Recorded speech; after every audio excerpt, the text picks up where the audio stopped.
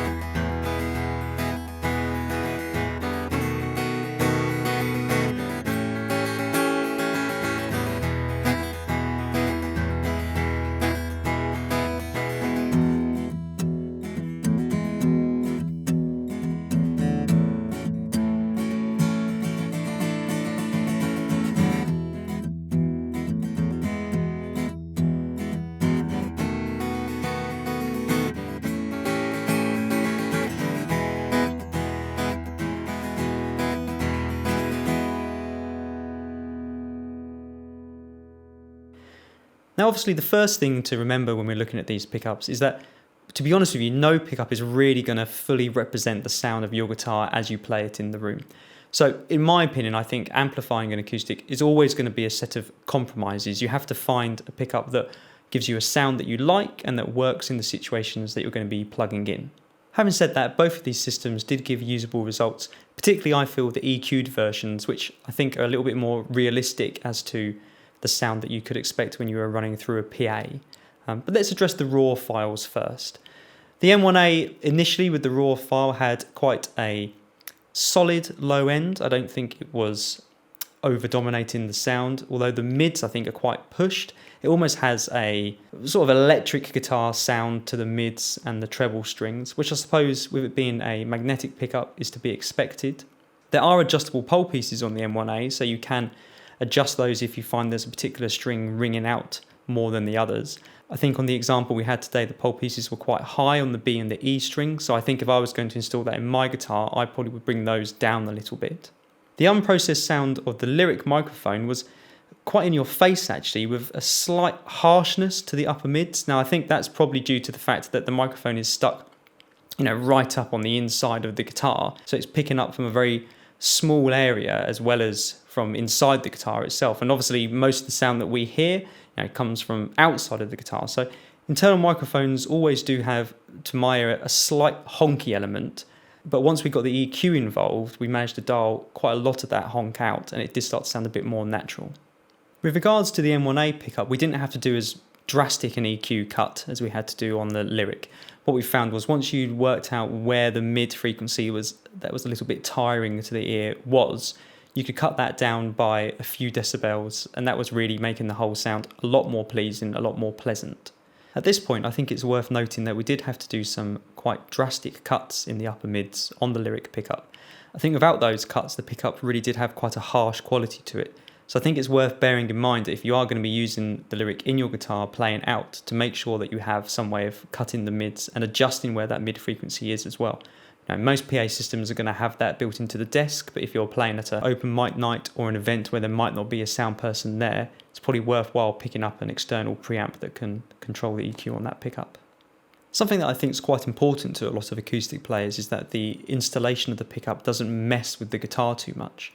So both of these pickups, if you're just going to have one of them in your guitar, would only really need you to drill out the end pin on your instrument. So apart from that, there's no other modifications to be made. The Lyric attaches with two little sticky pads, and the M1A is just a clamp-on system in the soundhole. You can actually remove the M1A if you wanted to. There's a little headphone-sized jack that plugs into the side of the pickup. So if you didn't want to have it in there when you weren't using the pickup, you could do that. And I think a lot of players might want to do that because it is quite a large pickup, although it's pleasing in its kind of ivory vintage style look. It looks a little bit like an old pickup from the 60s perhaps. I think because it's quite big, if you have a small sound hole on your guitar, it might block some of the sound coming out in an unplugged situation. The Lyric, on the other hand, only has a volume control in the sound hole, so there's very little to distinguish your guitar from the guitar that hasn't had the pickup installed. So if you're looking for the most non-invasive install, then the Lyric is probably the one that I would choose, although it is permanently in there so you can't remove it as and when you're not using it. With regards to what situations you'd be using these pickups in, I think the M1A is going to suit you if you need a pickup for a loud situation. Being a magnetic pickup, it is going to reject feedback a lot easier than a microphone. But obviously if you're playing guitar in a really loud rock band and you want to use acoustic on a couple of tracks, you have to just be careful of that low end rumble. The Lyric, on the other hand, I think is going to be much more suitable for people who are playing in a solo situation. Being a microphone, once you get it to high volumes, it is going to feed back. There's not really much you can do about that, although there is some technology built into the Lyric apparently which helps to cut out on the feedback.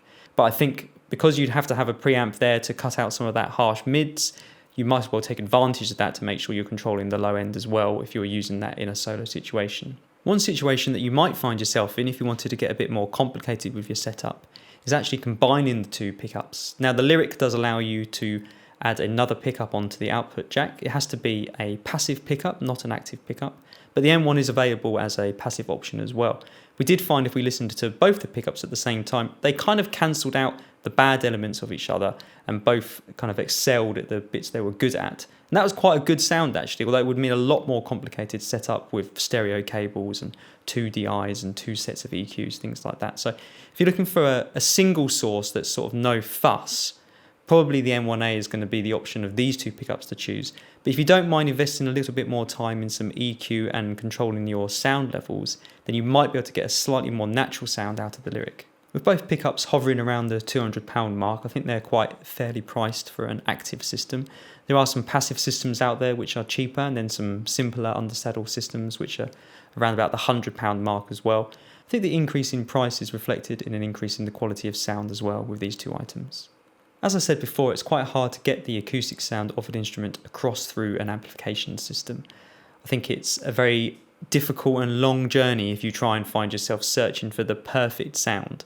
I think with both of these pickups, although neither of them are perfect, they're definitely usable, and I think you could be able to take advantage of their sounds in a live situation and get a sound which is going to be pleasing to your audience, which ultimately is the reason we're plugging in, because we want more people to be able to hear us at a louder volume than we can playing acoustically. I hope you've enjoyed this video from Acoustic Review. Please subscribe if you want to be notified of our new videos, and I look forward to seeing you next time.